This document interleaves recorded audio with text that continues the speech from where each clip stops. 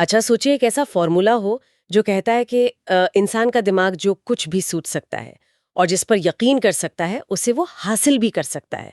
सुनने में ये किसी मोटिवेशनल पोस्टर की लाइन लगती है ना? पर ये एक बहुत गहरे दर्शन का आधार है।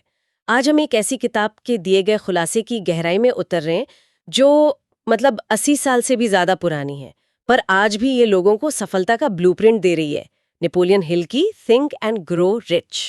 और ये जानना बहुत ज़रूरी है कि ये किताब सिर्फ किसी के ख्यालों की उड़ान नहीं है। नेपोलियन हिल ने अपनी ज़िंदगी के 20 साल लगाए। 20 साल? हाँ, 20 साल। और दुनिया के 500 से ज़्यादा सबसे कामयाब लोगों का इंटरव्यू लिया है। हम Andrew Carnegie, Henry Ford, Thomas Edison जैसे लोगों की बात कर रहे हैं, मतलब जिन्होंने पूरी की पूरी इंडस्ट्री खड़ी कर दी। हिल का मिशन सिर्फ ये पता लगाना था कि इन सब में कॉमन क्या है, क्या इनकी सफलता का कोई पैटर्न है जिसे दोहराया जा सके, और उन्हें वो पैटर्न मिला। तो आज हमारा मकसद सिर्फ उन 13 सिद्धांतों को गिनना नहीं है, बल्कि ये समझना है कि वो एक दूसरे से कैसे जुड़े हैं और आज की दुनिया में कितने प्रासंगिक हैं। इस पूरी चर्चा की नींव हिल की एक जबरदस्त लाइन पर टिकी है। अमीरी जेब से नहीं, दिमाग से शुरू होती है। तो चलिए दिमाग की इसी शक्ति को समझने के लिए सबसे पहली चिंगारी की बात करते हैं। हिल कहते हैं कि पहला कदम है बर्निंग डिजायर, मतलब एक तीव्र जलती हुई इच्छा। अब यहाँ एक सवाल उठता है, इच्छा तो सभी करते हैं, मुझे अमीर बनना है, मुझे कामयाब होना है, इसमें और एक जलती हुई इच्छा में क्या फर्क है? ये बहुत अच्छा सवाल है। हिल के हिसाब से एक सामान्य इच्छा वो हवा में होती है, काश ऐसा हो जाए, लेकिन एक बर्निंग डिजायर जमीन पर होती है। वो एकदम साफ, सटीक और जुनून से भरी होती है। अच्छा? फर्क ये है, मैं अमीर बनना चाहता हूं, एक ख्वाहिश है, लेकिन मैं 31 दिसंबर 2026 तक ठीक 10 लाख रुपए कमाऊंगा और इसके बदले में मैं अपनी सेल्स स्किल को बेहतर बनाने के लिए हर रोज 2 घंटे दूंगा। ये एक बर्निंग डिजायर है। इसमें क्या, कब और कैसे की पूरी क्लैरिटी है। ये एक ऑब्सेशन बन जाता है। समझ गए। मतलब ये सिर्फ चाहना नहीं, बल्कि एक तय कीमत चुकाने के लिए तैयार होना है। लेकिन सिर्फ इच्छा से तो कुछ नहीं होता। कई बार इच्छा तो बहुत होती है, पर अंदर से एक आवाज आती है, ये मुझसे नहीं होगा। इस आत्मसंदेह का क्या? यहीं पे शायद दूसरा सिद्धांत आता है, फेथ यानी विश्वास। बिल्कुल। और हिल यहाँ किसी धार्मिक या अंधविश्वास की बात नहीं कर रहे हैं। ये है आत्मविश्वास, एक ऐसी गहरी अटूट आस्था कि आप अपने लक्ष्य को हासिल कर ही लेंगे, भले ही अभी रास्ता ना दिख रहा हो। हाँ। ये एक इमोशनल स्टेट है। हिल की एक बहुत खूबसूरत बात है, दिल से मान लिया तो दिमाग रास्ता ढूंढ लेगा। इसका मतलब है कि जब आप इमोशनली अपने लक्ष्य से जुड़ जाते हैं, तो आपका दिमाग उसे सच करने के लिए नए नए रास्ते, नए नए आइडियाज खोजना शुरू कर देता है। इच्छा अगर बीज है, तो विश्वास वो पानी है जो उसे अंकुरित करता है। पर यह विश्वास बनाए रखना बहुत मुश्किल है, खासकर जब शुरू में नतीजे न दिख रहे हों। मुझे लगता है बहुत से लोग यहीं आकर हार मान जाते हैं। तो क्या हिल ने इस विश्वास को मजबूत करने का कोई प्रैक्टिकल तरीका भी बताया है? हाँ, और यही बात इस किताब को खास बनाती है। वो सिर्फ क्या करना है नहीं बताते, कैसे करना है ये भी बताते हैं। तीसरा सिद्धांत है ऑटो सजेशन। Auto suggestion? हाँ, ये अपने दिमाग को रीप्रोग्राम करने का एक टूल है। तरीका बहुत आसान है। अपने लिखे हुए लक्ष्य को रोज सुबह उठने के बाद और रात को सोने से पहले जोर से पूरे एहसास के साथ पढ़ना। जैसे? मैं हर दिन अपने लक्ष्य के करीब जा रही हूँ, बिल्कुल। या मैं पैसा कमाने के काबिल हूँ। शुरू में ये अजीब लग सकता है, लेकिन हिल का तर्क है कि हमारा दिमाग दोहराव से सीखता है। आप अपने दिमाग को जो बार बार खिलाएंगे, वो उसे सच मानने लगेगा। ठीक है, तो ये पहले 3 सिद्धांत, तीव्र इच्छा, विश्वास और ऑटो सजेशन, ये तो हो गया हमारा इनर गेम, मतलब दिमाग की तैयारी। एक मजबूत नींव तैयार हो गई। लेकिन एक पावरफुल इंजन बिना स्टीयरिंग व्हील के कहीं नहीं पहुंच सकता। तो इस दिमागी ऊर्जा को सही दिशा कैसे दी जाए? अब हम आते हैं स्ट्रैटेजी और प्लानिंग पर।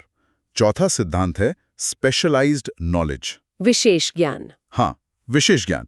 हिल इस बात पर बहुत जोर देते हैं कि सिर्फ कॉलेज की डिग्री या जनरल नॉलेज आपको अमीर नहीं बनाती। दुनिया के सबसे अमीर लोग सब कुछ नहीं जानते, लेकिन वो किसी एक चीज के एक्सपर्ट होते हैं।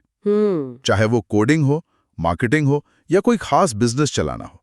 सामान्य ज्ञान आपको बातचीत में दिलचस्प बना सकता है, पर विशेष ज्ञान ही आपको बाजार में मूल्यवान बनाता है। और उस ज्ञान को इस्तेमाल करने के लिए लगता है दिमाग का सबसे क्रिएटिव हिस्सा, जो है 5वां सिद्धांत, इमेजिनेशन, कल्पना।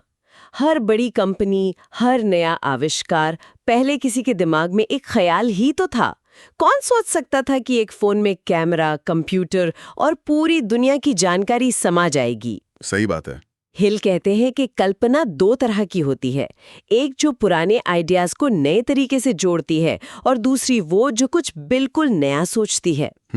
उनकी एक लाइन मुझे बहुत पसंद है, सोचना बंद, ग्रोथ बंद। और यहीं पर ज्यादातर लोग अटक जाते हैं। उनके पास आइडिया होता है पर वो उसे हकीकत के बदलने का अगला कदम नहीं उठाते। और यहीं आता है छठा और शायद सबसे जरूरी एक्शन ओरिएंटेड सिद्धांत, ऑर्गेनाइज्ड प्लानिंग, संगठित योजना। हाँ, हिल साफ कहते हैं, सपना तब तक सपना है जब तक प्लान नहीं है। आपके पास दुनिया का सबसे अच्छा आइडिया हो सकता है, लेकिन अगर उसे हासिल करने का कोई स्टेप बाय स्टेप प्लान नहीं है तो वो एक ख्वाब ही रह जाएगा। पर प्लान तो फेल भी होते हैं। कई बार हम एक योजना बनाते हैं और वो काम नहीं करती, तब क्या? और यही इस सिद्धांत की सबसे खूबसूरत बात है। हिल कहते हैं कि ज्यादातर सफल लोगों को भी अपनी मंजिल पर पहुंचने से पहले कई बार योजनाएं बदलनी पड़ी। उनका मंत्र था, अगर प्लान फेल हो जाए तो प्लान बदलो, लक्ष्य नहीं। ये बहुत बड़ी सीख है। बहुत बड़ी। लोग एक प्लान के फेल होते ही लक्ष्य को ही छोड़ देते हैं, जबकि सफल लोग लक्ष्य पर टिके रहते हैं और उसे पाने के लिए 10 अलग अलग प्लान आजमाते हैं। एक शानदार योजना बना ली, लेकिन अब आता है वो पल जहां हिम्मत चाहिए होती है। 7वां सिद्धांत, डिसीजन यानी निर्णय। मुझे लगता है ये वो जगह है जहां बहुत से सपने मर जाते हैं। लोग सोचते रहते हैं, करूं या ना करूं, सही समय है या नहीं। बिल्कुल। हिल का कहना है कि कामयाब लोग बहुत तेजी से और मजबूती से फैसले लेते हैं, और अगर उन्हें बदलना हो तो बहुत धीरे धीरे बदलते हैं। वहीं नाकामयाब लोग फैसले लेने में बहुत देर लगाते हैं और फिर उन्हें जरा सी मुश्किल आने पर तुरंत बदल देते हैं। उनकी एक लाइन तो मतलब दिल पर लगती है, गरीबी असफलता से नहीं, अनिर्णय से आती है। सही बात है। फैसला न लेना एक गलत फैसले से भी ज्यादा खतरनाक है। वो आपको एक ही जगह पर खड़ा रखता है। पैरालिसिस बाय एनालिसिस इसी का आधुनिक नाम है। और एक बार जब फैसला ले लिया, तब असली परीक्षा शुरू होती है। 8वां सिद्धांत, परसिस्टेंस यानी दृढ़ता। ये शब्द सुनने में जितना आसान है, करने में उतना ही मुश्किल। हिल के मुताबिक ज्यादातर लोग इसलिए नहीं हारते कि उनमें टैलेंट नहीं था, बल्कि इसलिए कि वो बस थोड़ा जल्दी रुक गए। वो मंजिल से बस 2 कदम दूर थे और उन्होंने हार मान ली। हाँ। यहाँ एक सवाल है कि दृढ़ता और जिद में क्या फर्क है? कोई कैसे जाने कि उसे लगे रहना है या रास्ता बदलना है? ये बहुत ही गहरा सवाल है। देखिए, दृढ़ता का मतलब आंख बंद करके एक ही दीवार पर सिर मारना नहीं है। दृढ़ता का मतलब है लक्ष्य पर टिके रहना, लेकिन तरीकों को लेकर लचीला होना। अच्छा। जैसा हमने प्लानिंग में कहा था, लक्ष्य नहीं बदलना, प्लान बदलना है। जिद्दी इंसान फेल हो रहे तरीकों को भी नहीं छोड़ता जी। जबकि दृढ़ इंसान फीडबैक लेता है, सीखता है, अपने तरीके को बेहतर बनाता है और फिर से दुगनी ताकत से जुड़ जाता है। ये हार न मानने की एक आदत है। बिल्कुल। तो अब तक हमने जितने भी सिद्धांतों की बात की, इच्छा, विश्वास, योजना, निर्णय, दृढ़ता, ये सब काफी हद तक व्यक्तिगत गुण हैं। जी। लेकिन कोई भी इंसान अकेले कामयाब नहीं होता, है ना? हाँ। हमारा माहौल, हमारे आसपास के लोग बहुत बड़ी भूमिका निभाते हैं। आपने बिल्कुल सही नस पकड़ी है। और यहीं पर आता है 9वां और सबसे शक्तिशाली सिद्धांतों में से एक, मास्टरमाइंड। मास्टरमाइंड? इसका मतलब है अपने जैसे या अपने से ज्यादा बुद्धिमान, सकारात्मक लोगों का एक समूह बनाना, जिनके साथ आप नियमित रूप से अपने लक्ष्यों पर चर्चा कर सकें। हिल का मानना था कि जब 2 या 2 से ज्यादा दिमाग एक ही लक्ष्य के लिए एक साथ काम करते हैं, तो एक तीसरी अदृश्य शक्ति पैदा होती है, जो उन दोनों की अकेली शक्ति से कहीं ज्यादा होती है। मुसाफ कहते हैं, अकेले सफलता बहुत मुश्किल है। आप जिन 5 लोगों के साथ सबसे ज्यादा वक्त बिताते हैं, आप उन्हीं का औसत बन जाते हैं। हाँ, ये तो सुना है। तो गलत सर्कल गलत भविष्य की गारंटी है। अब एक ऐसे सिद्धांत पर आते हैं जो आज के समय में शायद सबसे ज्यादा गलत समझा जाता है।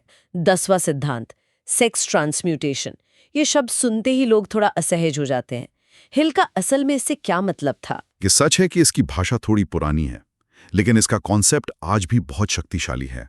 ट्रांसम्यूटेशन का मतलब है ऊर्जा को एक रूप से दूसरे रूप में बदलना। हिल का तर्क था कि यौन ऊर्जा इंसान की सबसे शक्तिशाली ऊर्जाओं में से एक है। अच्छा। ज्यादातर लोग इसे सिर्फ शारीरिक रूप में देखते हैं, लेकिन महान नेताओं, कलाकारों, इन सब ने इस ऊर्जा को अपनी रचनात्मकता, अपने काम की तरफ मोड़ना सीख लिया था। आज की भाषा में इसे सब्लिमेशन कह सकते हैं। मतलब अपनी सबसे गहरी ड्राइव को किसी बड़े लक्ष्य की तरफ चैनलाइज करना। ये एक बहुत ही अलग और गहरा दृष्टिकोण है। चलिए अब मन की और भीतरी परतों में चलते हैं। 11वां सिद्धांत है सबकॉन्शियस माइंड, यानी अवचेतन मन। ये हमारे दिमाग का वो हिस्सा है जिसे हम सीधे तौर पर कंट्रोल नहीं करते, पर वो हमारी आदतों और विश्वासों को कंट्रोल करता है। ये कैसे काम करता है? हिल अवचेतन मन को एक बगीचे की उपजाऊ मिट्टी की तरह देखते हैं। आप उसमें जो भी बीज डालेंगे वो उसे बिना सवाल किए उगा देगा, चाहे वो बीज जहरीला हो या फलदार। हमारे विचार और हमारी भावनाएं वो बीज हैं। अगर आप लगातार डर, शक और चिंता के बीज बोएंगे तो आपकी जिंदगी में वही उगेगा। और अगर विश्वास, साहस के बीज बोएंगे तो सफलता मिलेगी। बिल्कुल। ये तर्क नहीं करता, सिर्फ महसूस करता है। इसीलिए ऑटो सजेशन इतना जरूरी है। वो सीधे इसी मिट्टी में बीज बोने का काम करता है। और शायद इसी से जुड़ा है 12वां सिद्धांत, ब्रेन यानी मस्तिष्क। हिल ने इसे एक रेडियो स्टेशन से कंपेयर किया है, जो विचारों को भेजता भी है और रिसीव भी करता है। ये थोड़ा रहस्यमयी लगता है। हाँ, पर इसका आधार बहुत सरल है। सोचिए आपका दिमाग एक रेडियो है और आपकी भावनाएं उसकी फ्रीक्वेंसी सेट करती हैं। अगर आप निराशा, गुस्से और डर की फ्रीक्वेंसी पर हैं, तो आपको ब्रह्मांड से वैसे ही नकारात्मक विचार और हालात मिलेंगे। लेकिन अगर आप उत्साह, प्यार और कृतज्ञता की फ्रीक्वेंसी पर हैं, तो आप रचनात्मक और सकारात्मक विचारों को अपनी ओर आकर्षित करेंगे। ये लॉ ऑफ अट्रैक्शन का ही एक कह सकते हैं वैज्ञानिक रूप है। और जब कोई इन सभी 12 सिद्धांतों में माहिर हो जाता है, तब शायद 13वां और आखिरी सिद्धांत अपने आप विकसित होता है, सिक्स्थ सेंस, अंतर्ज्ञान या इंट्यूशन। ये क्या है, कोई जादुई शक्ति? हिल के अनुसार ये कोई जादू नहीं है, ये महारत का नतीजा है। जब आप अपने क्षेत्र का गहरा ज्ञान, अनुभव और पिछले 12 सिद्धांतों को एक साथ मिलाते हैं, तो आपका दिमाग ऐसे पैटर्न पहचानने लगता है जो आमतौर पर दिखाई नहीं देते। अच्छा। आपको सही समय पर सही आभास होने लगता है। ये वो भीतरी आवाज है जो आपको बताती है कि कौन सा सौदा करना है या किस इंसान पर भरोसा करना है। सफल लोग इसे बहुत ध्यान से सुनते हैं। तो ये थे सफलता के 13 कदम। लेकिन हिल सिर्फ ये नहीं बताते कि क्या करना है, वो ये भी बताते हैं कि क्या नहीं करना है। उन्होंने सफलता के 6 सबसे बड़े दुश्मनों का भी जिक्र किया है। हाँ, और वो इन दुश्मनों को डर कहते हैं। ये 6 डर हैं: गरीबी का डर, आलोचना का डर। आलोचना का डर तो सबसे आम होगा। सबसे आम। इसके कारण लोग कभी अपना बिजनेस शुरू ही नहीं कर पाते। फिर खराब सेहत का डर, प्यार खोने का डर, बुढ़ापे का डर और आखिर में मृत्यु का डर। हिल का मानना है कि इनमें से कोई एक या ज्यादा डर हमारी सोच को लकवाग्रस्त कर देता है और हमें पहला कदम उठाने से ही रोक देता है। और इस पूरी चर्चा का निचोड़ हिल की एक लाइन में है: जिस दिन आप अपने डर से बड़े हो गए, उस दिन सफलता पक्की है। ये सिर्फ कुछ हासिल करना नहीं है, बल्कि अपने डरों पर जीत हासिल करना है। तो आज की इस गहरी बातचीत का सार क्या है? थिंक एंड ग्रो रिच सिर्फ पैसे के बारे में नहीं है, यह असल में सोच को बदलने के बारे में है। ये इस विचार पर आधारित है कि हमारी बाहरी दुनिया हमारे अंदर की दुनिया का आईना है। किताब में एक बहुत बड़ा दावा है कि अगर कोई इन 13 में से सिर्फ 3 सिद्धांतों को भी ईमानदारी से 1 साल तक अपना ले, तो वो खुद को पहचान नहीं पाएगा। आखिर में बात वहीं आकर रुकती है: सोच बदलेगी, जिंदगी बदलेगी। और इस चर्चा को खत्म करने से पहले मैं सुनने वालों के लिए एक सवाल छोड़ना चाहता हूं। हमने सफलता के 13 शक्तिशाली सिद्धांतों और उसे रोकने वाले 6 बड़े डरों पर बात की। अगर आपको अपने किसी एक सबसे बड़े डर का सामना करने के लिए इन 13 में से सिर्फ एक सिद्धांत को अपना हथियार बनाना हो, तो आपका चुना हुआ संयोजन क्या होगा? अच्छा सवाल है। जैसे, क्या आलोचना के डर से लड़ने के लिए एक मजबूत मास्टरमाइंड समूह बनाना सबसे असरदार पहला कदम है, या गरीबी के डर को हराने के लिए विशेष ज्ञान हासिल करना सबसे जरूरी है? ये एक सोचने वाला अभ्यास है जो इन सिद्धांतों को सिर्फ जानकारी से निकालकर आपकी जिंदगी का हिस्सा बना सकता है।